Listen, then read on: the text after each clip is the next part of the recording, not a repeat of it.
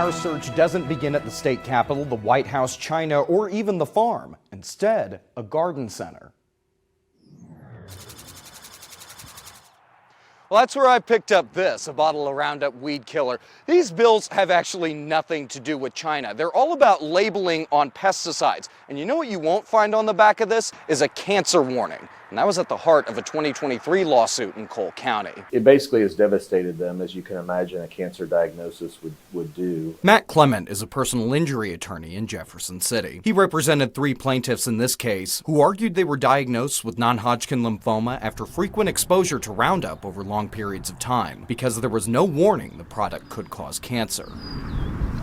One of the plaintiffs in particular, the treatment that she had to undergo basically zapped her immune systems. Another of the plaintiffs is a man in his 60s.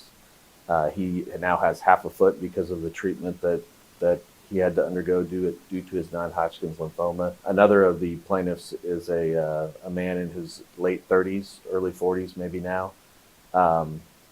He's not expected to live past 50. Clement and his team presented studies which found ties between glyphosate, the main ingredient in Roundup, and cancer. A jury in Cole County determined Bayer, the company that makes Roundup, failed to warn users of cancer concerns. Jurors awarded them $1.5 billion in compensation. Evidence was overwhelming that Bayer knew of the dangers that this product could cause people. And there were studies that were presented to the jury, there were expert witnesses that were presented to the jury that showed what Bayer knew, when they knew it, and that they failed to warn people of the dangers of this product.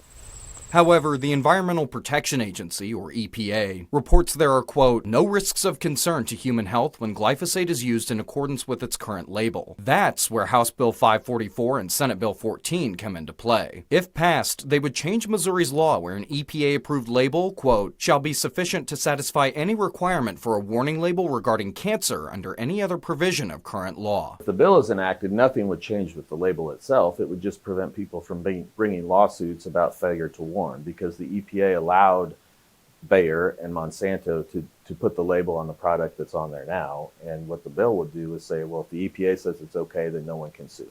But Bayer, which owns Monsanto and runs its U.S. corporate operations out of St. Louis, views it differently. The bill itself is about upholding the labeling process that the companies like Bayer go through when we register new products. Jess Christensen is the head of crop science communications for Bayer. All the bill says is that we cannot be held liable for failing to warn about health and safety risk. Which Bayer says do not and should not include cancer risk. The fact is, Roundup, glyphosate, they do not cause cancer. Bayer points out a National Institute of Health study published in 2018 which found glyphosate had no statistically significant association with cancer. While the EPA currently upholds that same conclusion, it's a conclusion that's in limbo. Petitioners challenged the EPA's ID on glyphosate in federal court in 2020. The EPA presented an interim review before the court which maintained it found glyphosate did not cause cancer. However, a federal court of appeals rejected this portion of the glyphosate review. So, the EPA removed the entire thing in 2022. The EPA has yet to present a new review in court and says, quote, the agency is currently updating its evaluation of the carcinogenic potential of glyphosate. Carcinogens cause cancer. Understand that there is scientific evidence out there for this.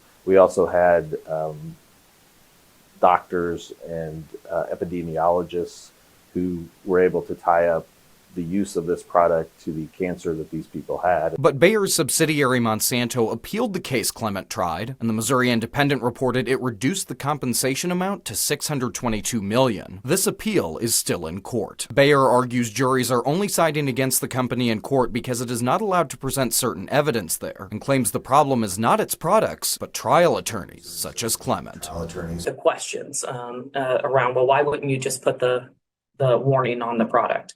But it's mostly coming from the litigation industry itself. They have a lot at risk here, right? So they're making a lot of money and being opportunistic, unfortunately, with some pretty severe situations of people in cancer. Christensen says if these bills to protect Bayer don't pass, grocery prices could go up, since many farmers use glyphosate for their crops. And Bayer might make its products less available and more expensive. The company has lost billions from lawsuits across the country.